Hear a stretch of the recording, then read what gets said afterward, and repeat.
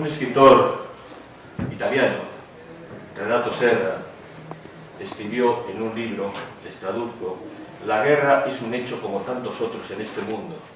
Es enorme, pero es solamente eso.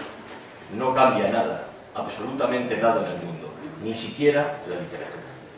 Esto decía Renato Serra en 1916, por lo tanto al principio de la Primera Guerra Mundial, en Examen de conciencia de un literato.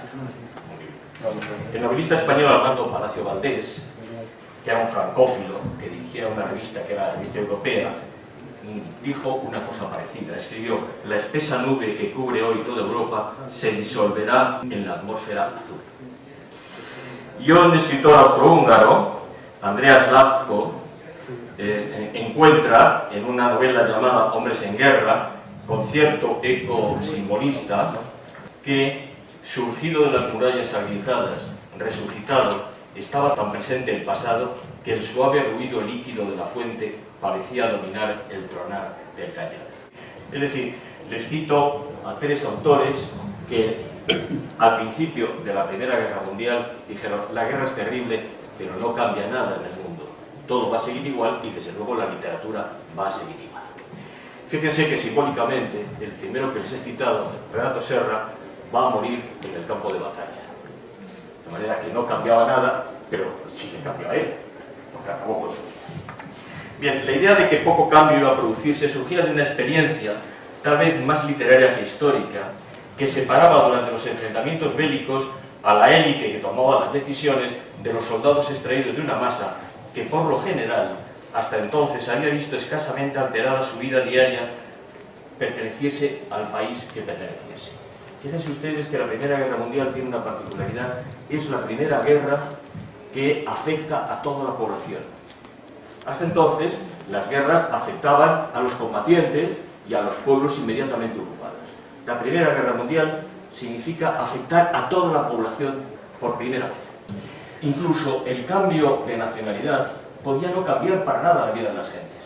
A los alsacianos, para su vida diaria, les daba igual pertenecer a Alemania que pertenecer a Francia.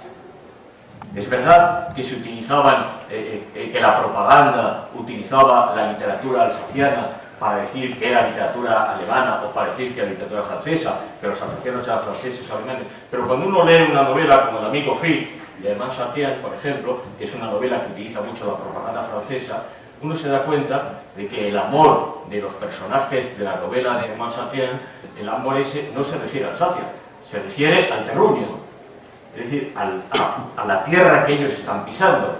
Como tantas veces ocurre, ustedes saben bien que es muy difícil aclarar el sentido patriótico. Uno ama a su país por la patria en sentido amplio, o ama a su país porque lo que ama es el lugar que está pisando. Bueno, pues en la novela de Chatrian lo que se ve clarísimamente es que el amor es un amor al terruño, pero sin embargo se va a utilizar desde el punto de vista de la propaganda. Y además será muy utilizado en el teatro, pero no me voy a entretener ahora mismo. La Primera Guerra Mundial, como digo, implicó intensamente a la población civil, no tanto porque se extendiera por todo el territorio, sino por el alistamiento obligatorio en los ejércitos. Es la primera vez en que los ejércitos tienen soldados de adscripción obligatoria. Por el encarecimiento de la vida, por la mortandad de 20 millones de europeos y por los efectos sobre la composición de la población de los países. Ese enorme sacrificio fortaleció el sentido nacional de los vencedores y de los vencidos, en la conciencia de pertenecer a una cultura y a un país forjado tanto en los momentos gratos de la historia como en los momentos dolorosos. Stefan Zweig, recuerden ustedes, el de 24 horas en la vida de una mujer, por ejemplo, Stefan Zweig, en El mundo de ayer, su libro de memorias, expresa con perspicacia ese sentimiento de unión que se manifestó en el principio de la guerra y que permaneció hasta el final. Decía: en honor a la verdad. Y recuerden ustedes que Stefan Zweig era un pacifista convencido y además un luchador de los movimientos pacifistas. Dice: en honor a la verdad, debo confesar que en aquella primera salida a la calle de las masas había algo grandioso, arrebatador, incluso cautivador, a lo que era difícil sustraerse. Y a pesar del odio y la aversión a la guerra, no quisiera haberme privado del recuerdo de aquellos primeros días durante el resto de mi vida. Miles, cientos de miles de hombres sentían como nunca lo que más les hubiera valido sentir en tiempos de paz, que formaban un todo. Por lo tanto, lo primero que se siente en la Primera Guerra Mundial, la enorme primera conflagración, es el sentido de pertenecer a un pueblo, de engrandecer el sentimiento nacional. Cuando se iniciaron las hostilidades, sabemos que en los distintos países los jóvenes se alistaban con entusiasmo, y el ejército alemán va a quedar en una guerra que, igual que se planteó la segunda, iba a ser una guerra rápida, va a ser retenido en Bélgica. No sucedió exactamente igual en la segunda, pero en la primera queda el ejército alemán retenido en Bélgica. Y posiblemente lo que había ocurrido en esa guerra, y también desde ese punto de vista es muy importante en la Primera Guerra Mundial, es que se planteó una guerra antigua, una guerra a la manera antigua, pero con armas ya modernas. Es decir, las viejas tácticas se estrellaron contra las ametralladoras y la nueva artillería, más tarde con los aviones, luego con los gases y por último con los vehículos blindados. Pero la estrategia de los generales era una estrategia todavía del siglo XIX. Un ejemplo de las tácticas anticuadas lo encontramos en una novela italiana de Emilio Lussu, Un año en el altiplano. Se publicó tarde ya, en 1937, pero es una novela sobre sus experiencias en la Primera Guerra Mundial, y decía: la idea está totalmente equivocada, pero está escrita en los textos que dominando la cumbre de una montaña se puede impedir al enemigo pasar por el valle situado debajo.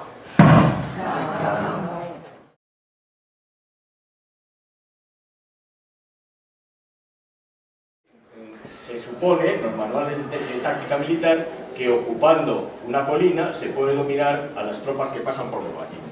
Y dice, ¿y cómo van a impedirlo nuestras tropas desde arriba? ¿Con la artillería? Pero nosotros no tenemos ni una pieza, ni podemos tenerla, porque faltan carreteras. Con ametralladoras y fusiles, armas inútiles a esa distancia. ¿Entonces qué? Dice, entonces nada, porque si nosotros somos imbéciles, no es seguro que frente a nosotros haya mandos más inteligentes.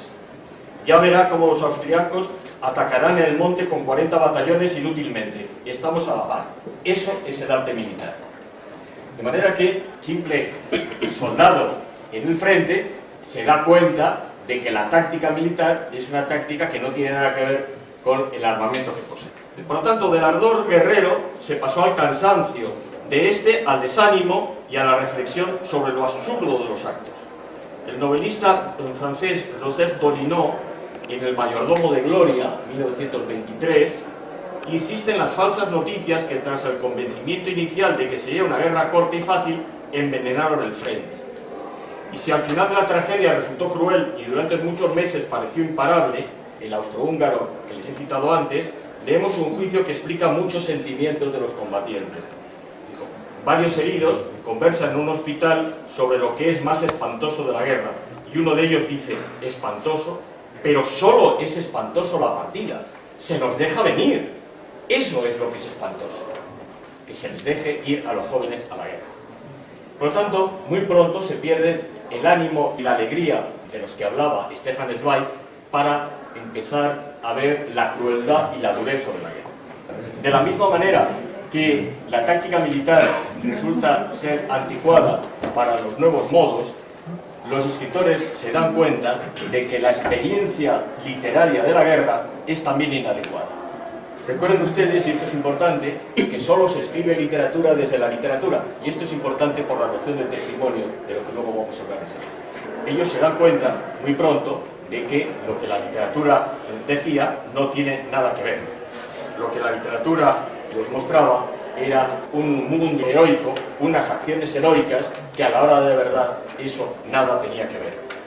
Por ejemplo, piensen ustedes que, por ejemplo, Sin novedad en el frente, el profesor anima a los estudiantes para que se alisten, pero él no tiene ni idea de lo que es una guerra. Y les habla de la heroicidad de la guerra, y luego vemos cómo los jóvenes van destruyéndose, autodestruyéndose a lo largo de la guerra. Se ve muy bien en las versiones cinematográficas de la novela de Remarque. Pero todavía cualquier estudiante de literatura francesa ha visto en su antología de textos la descripción de la batalla de Waterloo que hace Stendhal en La Cartuja de Palma. Esa es la visión que, por ejemplo, los soldados franceses tienen de lo que es la guerra. Un caos en el que no se comprende nada, que es lo que le pasa al personaje de La Cartuja de Palma. Y solamente algunos novelistas empiezan ya desde el principio con cierta lucidez. Por ejemplo, John Dos Passos, en La iniciación de un hombre en 1917, que es una novela de Dos Passos de 1920, uno de los militares le dice a otro: ¿qué opinas de todo esto? Y dice el otro: nunca pensé que sería tal y como nos lo habían contado. Las cosas no suceden así, pero tampoco podía imaginarme que iba a ser como Alicia en el País de las Maravillas. Nunca pude pensar que fuera algo tan espeluznante. René Rochelle, en la Comédie de Jean Leroy, por ejemplo, habla de la guerra que él ha leído, la guerra que ha leído en la literatura, y dice: pero eso no es la guerra. La guerra hoy es estar acostado, aplastado, pegado al suelo. Antes la guerra eran los hombres de pie, y ahora la guerra son los hombres tumbados en el suelo. Si se dan cuenta, hay por lo tanto un primer descubrimiento de que la literatura que habían leído no les sirve para comprender la guerra. Dice además La Rochelle: esta es una guerra de hierro y de gas, una guerra de periódicos, una guerra de despachos, una guerra de industria y de comercio, una guerra hecha por todo el mundo menos por los que la hacían entonces. Esta guerra de civilización avanzada es una guerra moderna, es una guerra de hierro, pero no es una guerra de músculos. Bien, estas afirmaciones de todas maneras son algo tópicas, porque está en muchos escritores. Por ejemplo, está en un escritor americano como Gómez Carrillo, en sus crónicas de la guerra ocurre lo mismo. Surge entonces un deseo fundamental en los escritores, que es dar a conocer la verdad, es decir, manifestar el testimonio. Fíjense, y esto es a lo que me refería al principio, que ese concepto de testimonio que los profesores de literatura hispanoamericana suelen repetir como una característica de la literatura en América Latina, es un concepto de testimonio que se pone en marcha a principios del siglo XX construyendo una serie de modelos literarios que son los que luego se van a seguir. Es decir, no surge de repente por la realidad americana, surge porque antes ha habido una literatura que ya ha intentado expresar el testimonio de la crueldad, el testimonio de la violencia. Y eso se elabora durante la Primera Guerra Mundial. Los autores afectados por la guerra se ven impelidos a manifestar su propia individualidad y su protagonismo en los hechos, por encima o en relación con los movimientos de vanguardia que surgen por entonces. Pareciera que al nuevo concepto bélico de 1914 a 1919 le correspondiese una forma de narrar distinta de la aquella realista decimonónica. En inglés, Robert Graves, en Adiós a todo eso, por ejemplo, recurre al diario o a los extractos de cartas para exponer con mayor fuerza su implicación en la guerra, que llega a alterarle el concepto del mundo. Dice Robert Graves: a mis pies yacía la gorra del soldado mezclada con sus sesos. Nunca antes había visto un cerebro humano. De alguna manera lo había asociado siempre con un concepto poético. Uno puede bromear con un soldado malherido y felicitarlo por haber sido puesto fuera de combate.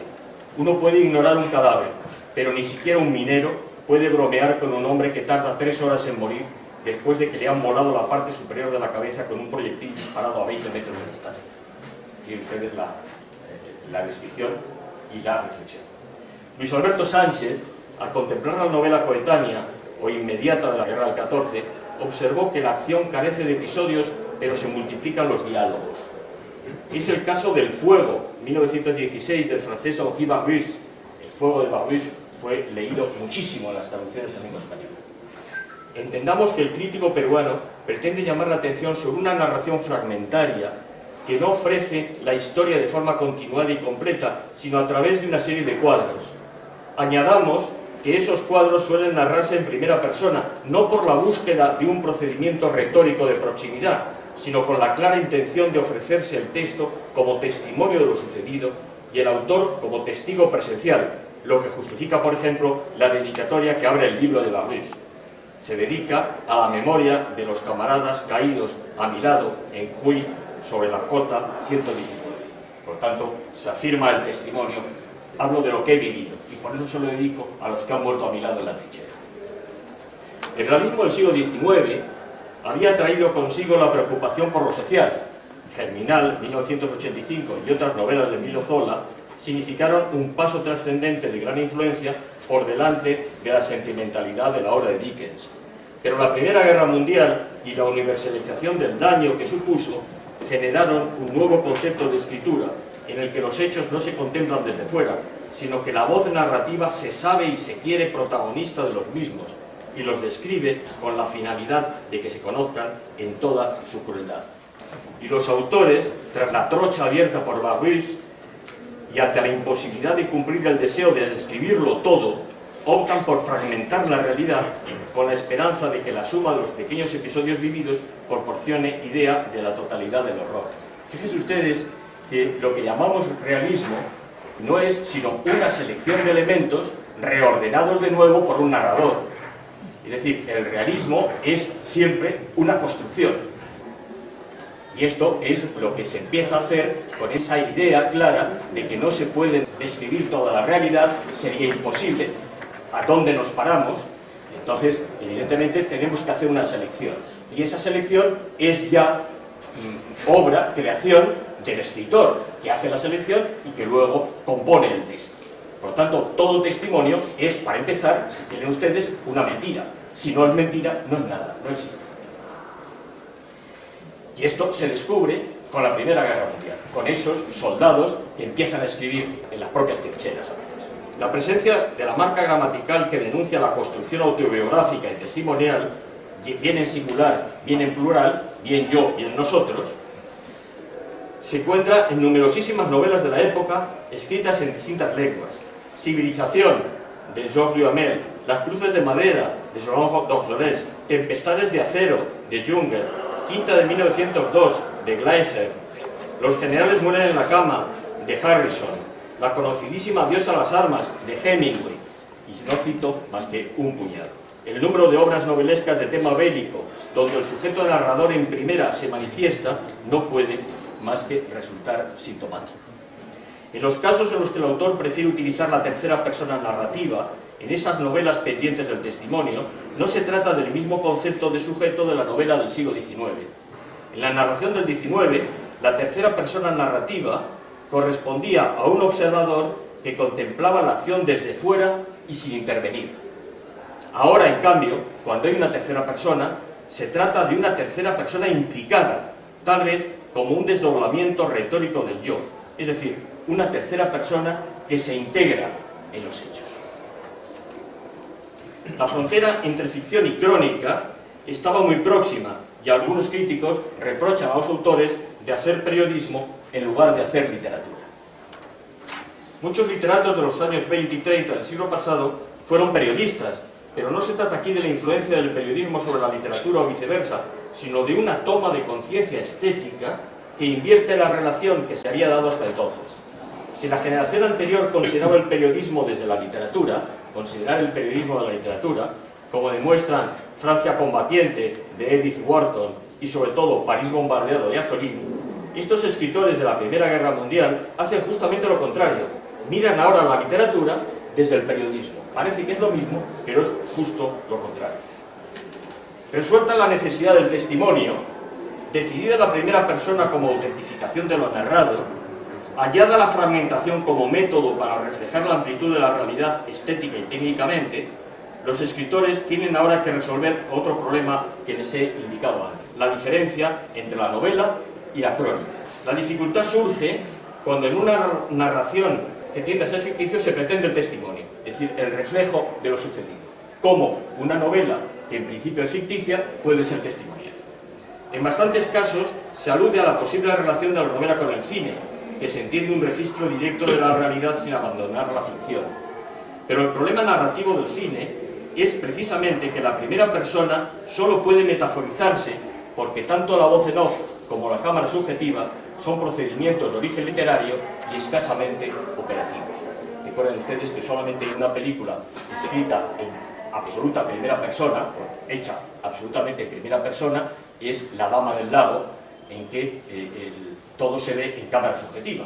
La cámara subjetiva es la mejor traducción del yo en el cine. Y La Dama del Lago es un experimento, aunque sea una novela policíaca, una obra policíaca, es un experimento, pero resulta bastante cansada. Al final, nunca conseguir ver quién es el que está mirando, solamente cuando aparece en espejo. En la literatura, es la primera persona la que facilita conciliar la libertad de la ficción con el aparente testimonio de la realidad. Si leemos algunas líneas de Adiós a las armas, de Hemingway, las líneas que se refieren a la retirada de la población civil ante el avance austriaco, podemos comprender la tesitura en la que nos hallamos. Fíjese el párrafo de Hemingway que les voy a leer. Por entre los colchones salían espejos, pollos y patos iban atados a las carretas. En la que nos precedía había una máquina de coser bajo la lluvia. Habían salvado los objetos más preciados. Mujeres amontonadas sobre las carretas procuraban resguardarse de la lluvia. Otras andaban lo más cerca posible de las mismas. Ahora, incluso, formaban parte de la columna algunos perros. Andaban refugiados bajo los vehículos. La carretera estaba enfangada. Las zanjas de cada lado se habían llenado de agua y detrás de los árboles que bordeaban la carretera, los campos aparecían demasiado mojados, demasiado empapados para intentar pasar por ahí. Parecería percibirse la inmediatez de la descripción, como si se fuera haciendo a la par de la marcha, mientras se suman otros objetos o situaciones a lo que se va describiendo. Pero estamos ante un documento o ante una invención que produce efecto de realidad. ¿Qué haría un historiador con unas líneas como estas? Más aún, ¿hasta qué punto puede un historiador discernir si el documento que maneja responde a un testimonio directo o a un deseo de testimoniar por medio de una construcción verbal que produce el efecto de realidad? ¿Y qué es lo que hace en Adiós a las armas Hemingway?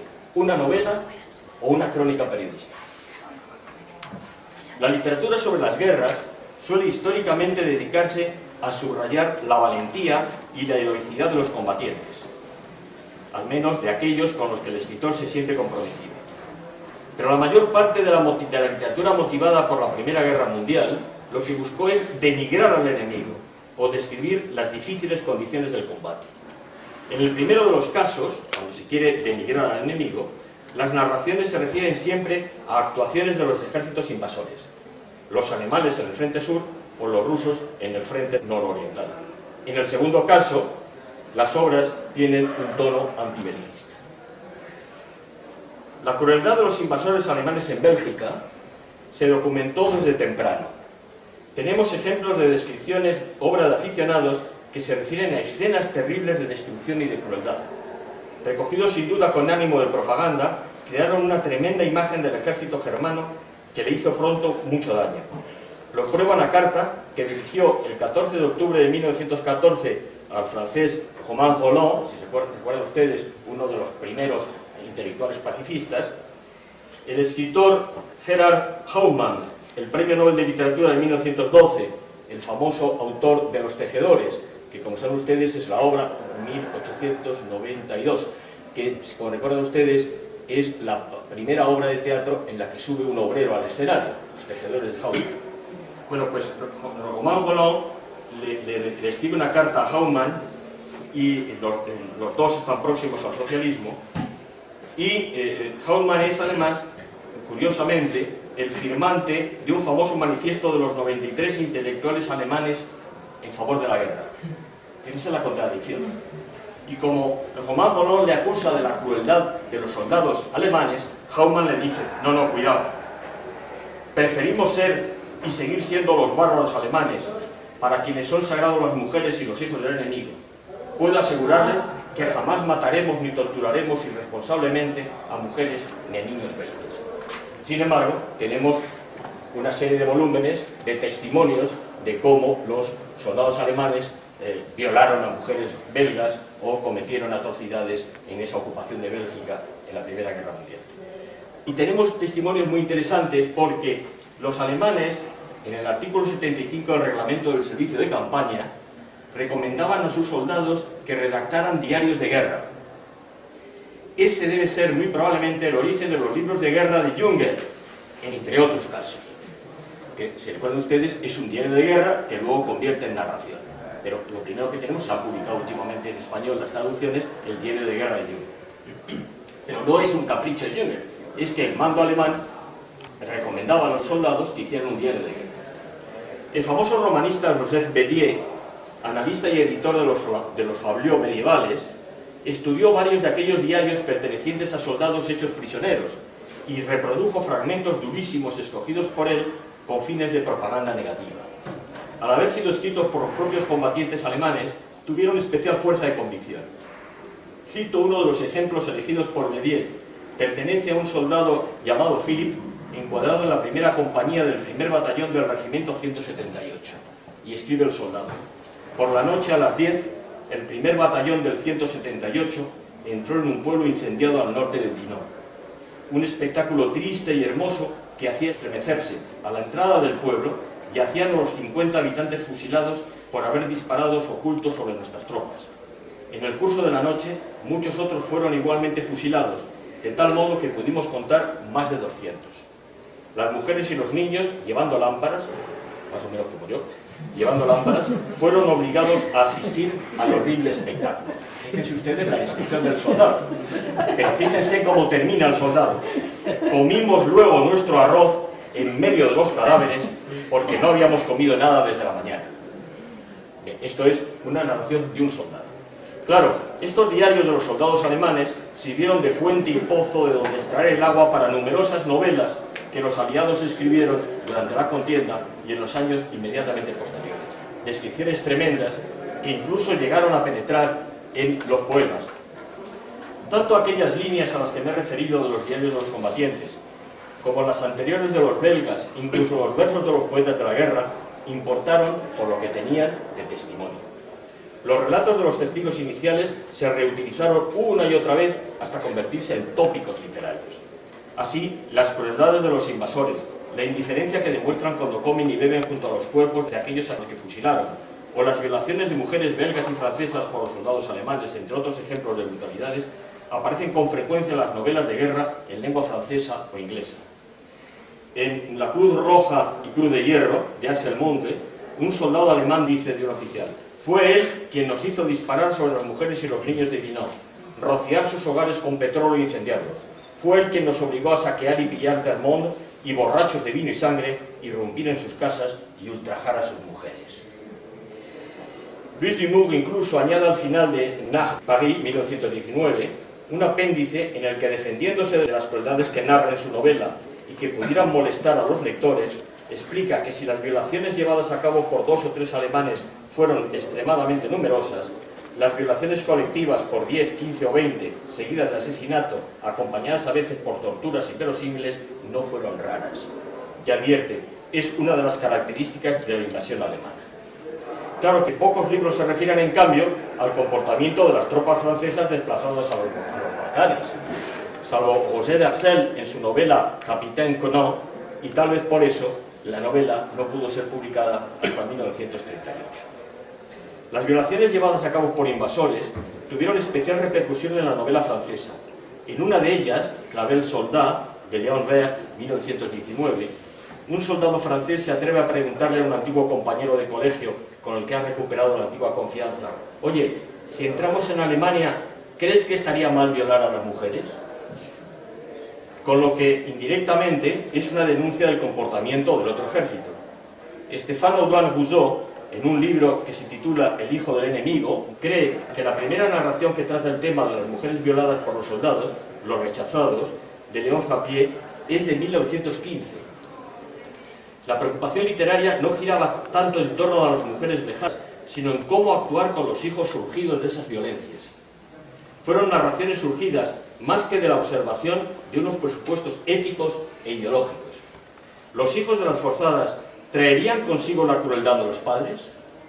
Surgen pues novelitas en las colecciones populares que defienden no el aborto en estos casos, que creen preferible que los niños sean educados por el Estado y no por sus madres, y sobre todo que estiman preferible que los niños no vivan allí donde se cometió la violación, sino en una suerte de granjas-prisión para que purguen los niños el pecado paterno. Se llega incluso a asegurar médicamente que el comportamiento del padre se transmitiría a los demás hijos que pudiera tener la madre en el futuro. Aunque la forma literaria no dé un paso por delante de la propia novela social decimonónica, en estas novelitas, replantea las discusiones sobre las leyes de la herencia y aquellas otras del determinismo nacional y racial. Probablemente la novela que cierra el tema es Las almas descansadas, Les âmes reposées, 1931, cuyo narrador protagonista, cuando vuelve a casa en 1918, encuentra que su mujer ha dado a luz un hijo concebido tras haber sido violada por un oficial alemán. Pasa por un largo periodo de reflexión y análisis de conciencia que concluye abrazando a su mujer y sentando al hijo sobre sus rodillas. Téngase en cuenta, además, que la mortandad de los varones había sido tan grande que se hizo necesaria cambiar la opinión social en torno a los hijos naturales. Fíjense además que se ha publicado últimamente un libro sobre el tema, que los ejércitos de ocupación siempre violan. Se ha publicado últimamente un libro donde se habla y se enumeran las violaciones que el ejército norteamericano cometió después del desembarco de Normandía en la Segunda Guerra Mundial con mujeres francesas, no con mujeres alemanas. Es decir, las tropas norteamericanas que avanzaban por Francia para llegar a Alemania iban violando sistemáticamente a mujeres francesas, que teóricamente eran aliadas. Es decir, los ejércitos de ocupación siempre violan, y eso hay que tenerlo en cuenta. Y hay muy poca literatura sobre el tema. En la Primera Guerra Mundial son una serie de novelitas populares, casi novelitas de kiosco, las que tratan el tema, y solamente en unos años. Pero es un tema, como digo, exclusivo de la Primera Guerra Mundial. Los autores que vivían o habían vivido aquellas tremendas experiencias temieron no ser creídos. Dumour, suizo, uno de los fundadores del Mercure de France, pretende contar en Nach Paris, que les he citado antes, la historia de un oficial alemán y opta por romper con el conocido procedimiento retórico del manuscrito encontrado. Explica que no cometerá esa superchería, que tampoco fingirá estar escribiendo al dictado. Asegura, en cambio, que tomó notas de lo que el alemán le contase y sobre ellas narrará la historia a su manera, siguiendo su hacer de escritor. Es decir, yo no voy a utilizar el cuento de que he encontrado unas memorias, no voy a hacer una historia marco, una historia... No, yo lo que digo es que he tomado notas de lo que me ha contado un oficial alemán que ha hecho. Se trataba efectivamente de imponerse sobre la materia narrativa, de conseguir que la fuerza de los hechos no dominase la narración, pero a la vez que lo literario no acallara lo verdadero. Los escritores, por todo ello, se vieron primeramente impedidos a manifestar su protagonismo en los hechos con el objeto de incrementar la veracidad del relato.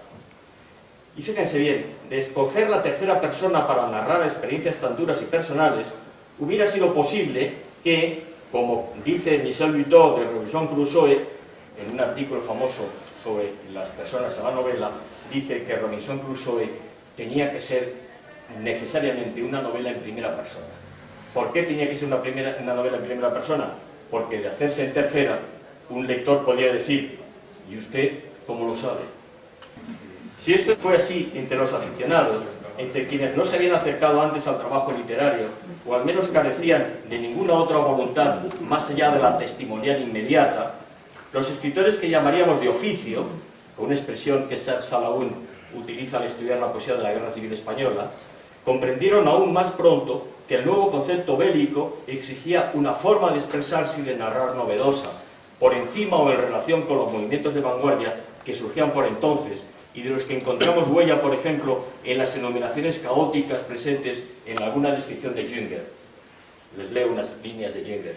Cajones sacados de sus sitios, ropa interior, sujetadores, libros, periódicos, mesías de noche, trozos de vajilla, botellas, cuadernos de música, patas de silla, chaquetas, abrigos, lámparas, visillos, contraventanas, puertas arrancadas de sus goznes, lencería, fotografías, pinturas al óleo, álbumes, cajas aplastadas, sombreros de señora, macetas y alfombras. Esto es lo mismo que lo que Amado Alonso llama enumeración caótica en la poesía de Neruda, por ejemplo. Por tanto, hay una influencia de la vanguardia en estos novelistas. El vanguardismo tiene más presencia en la literatura alemana que en las otras, probablemente porque el expresionismo ya era un movimiento triunfante. Merece la pena citarse, por ejemplo, a Fritz von Unruh y su novela Sacrificio, de 1916.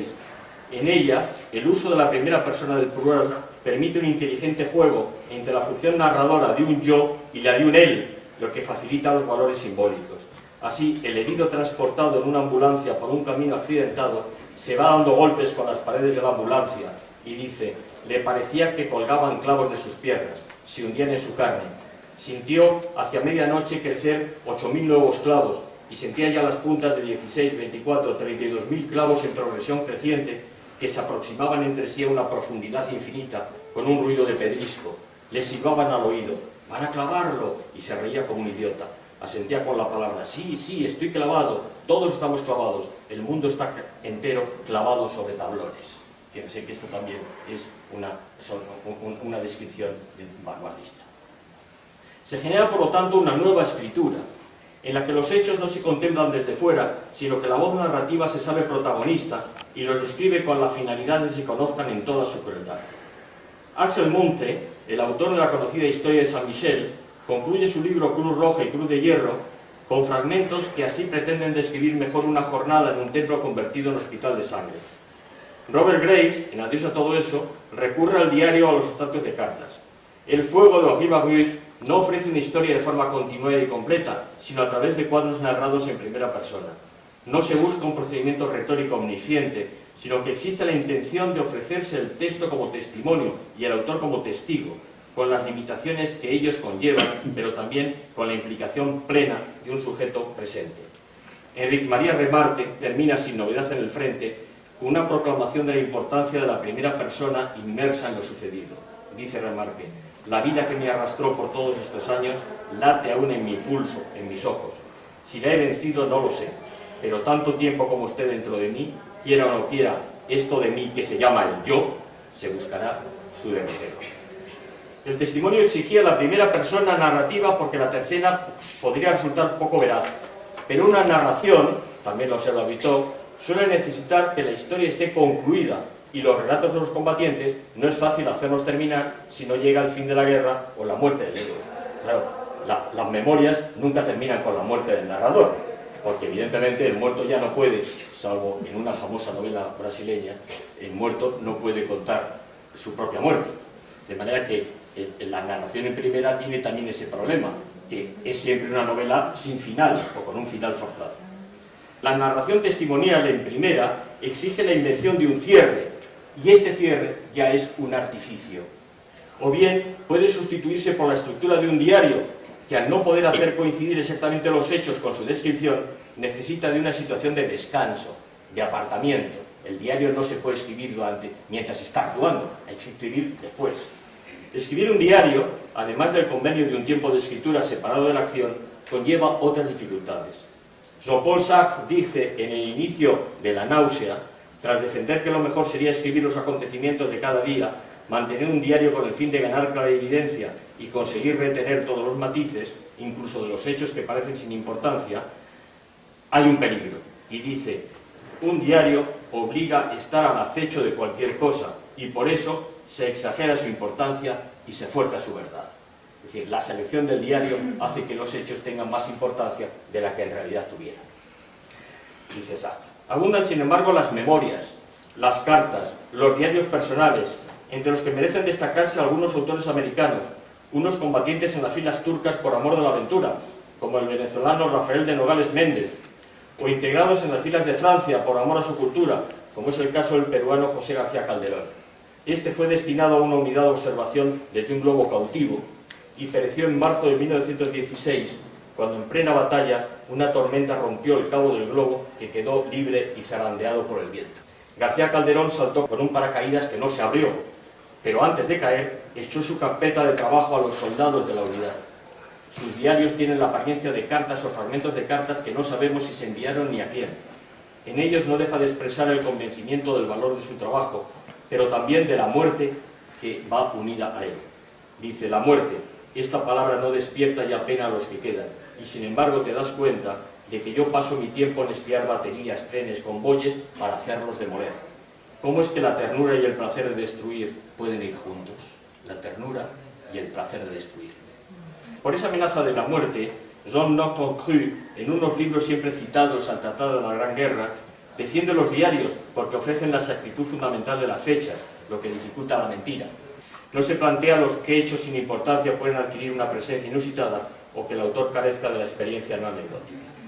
Los diarios de guerra son muy parecidos los unos a los otros y siempre reiterativos, por muy novelados que se pretendan, como es el caso de un autor belga, Max Deauville, que en El barro de Flandes comprende muy bien su función de escritor y confiesa: todos somos artesanos de la mentira. Ya observaba Michel Buteau que la diferencia entre los sucesos de la novela y los de la vida no radica tan solo en que sea posible verificar unos, mientras que los otros solo pueden alcanzarse a través del texto que los narra. Es que estos son también mucho más interesantes. Dicho de otra forma, el puro testimonio resulta curiosamente, por sí solo, tedioso. Es preciso hacer artificiosa la realidad. Günter Grass, en Mi siglo, novela de un imaginado encuentro muchos años después de la guerra de dos escritores alemanes, Erich Maria Remarque y Ernst Jünger, traza este diálogo ficticio, y Jünger elogia sin novedad en el frente por su realismo. Pero Remarque, el personaje Remarque, dice: no he sido un combatiente de trincheras, pero vi su resultado. Es decir, el testimonio puede ser directo e indirecto, expresar lo que el autor sufrió o los que otros sufrieran. Por eso va a surgir un nuevo periodismo que desde él pensaba la literatura, y cuyo ejemplo más conocido es precisamente Adiós a las almas de Hemingway. Pero es que resulta imposible describirlo todo, y si los escritores optan por fragmentar la realidad, lo hacen con la esperanza de que la suma de los pequeños episodios vividos proporcione la idea, mirad, luz, más luz, que dijo Goethe. Pero resulta imposible describir, no lo llevemos muy lejos. No tengas confianza en lo que hacen los hombres, porque no. Bueno, hay una película francesa de Joachim Garnay que se llama El Presidente, en 1960, que interpreta a un magnífico Jean Gabin. Y Jean Gabin le contesta en el Parlamento a un joven diputado que se ha referido en el Parlamento a los millones de muertos de la Primera Guerra Mundial. Y el personaje de Jean Gabin dice: nuestro joven político se ha referido a los millones de muertos de la Primera Guerra Mundial. Yo, lamentablemente, no puedo hablar más que de los 14 o 15 que murieron a mi lado en la trinchera. Bien. Es decir, ni siquiera los combatientes conocían de verdad lo que sucedía más allá de la propia anécdota, por dura que la experiencia fuese, y aunque una de las características más trascendentes de la guerra, en lo que se refiere a la literatura, fue la importancia de la voz de los sin voz. La utilización política de esta escritura popular resulta evidente en libros como El fuego de Barbusse. Y fíjense ustedes cómo la literatura se construye. En El fuego, Barbusse niega la presencia de burgueses y de intelectuales en la trinchera. Y entonces, ¿él qué era? Un intelectual burgués, y estaba en la trinchera. Es decir, niega precisamente su propia presencia en la trinchera al incrementar el testimonio de los pobres, si quieren ustedes saber. Otros temas surgirán dentro y fuera del testimonio, tomados a veces de la literatura anterior, y esto me interesa mucho. Norton Cruz ha desvelado algunos de los que recorren el siglo XIX, como la idea de que la guerra es algo natural, la valentía de los buenos soldados, la muerte como siega de espinas, la carga a la bayoneta, la sangre que empapa la tierra. Todos estos son tópicos literarios. Por ejemplo, el asalto a la bayoneta. Los últimos asaltos a la bayoneta son de finales del 19, porque los prusianos inventan el fusil de repetición. En cuanto empieza el fusil de repetición, se acaban las cargas a la bayoneta. Sin embargo, no hay película de guerra o novela de guerra que no hable de una carga a la bayoneta. No había. Otros se crean entonces, como por ejemplo, lo habrán visto algunos en algunas películas, un brazo que sale medio enterrado de la tierra. Otro tópico es el de las ametralladoras que disparan sin cesar. Lo habrán visto ustedes en el cine, y cuyos tubos nunca se recalientan. Los que han utilizado ametralladoras sabrán que una ametralladora no puede disparar más que un número de disparos fijos, porque si no se calienta y estalla el tubo. De manera que junto al que lleva el trípode de la ametralladora y al que lleva el cañón, va otro soldado que lleva el cubo de agua.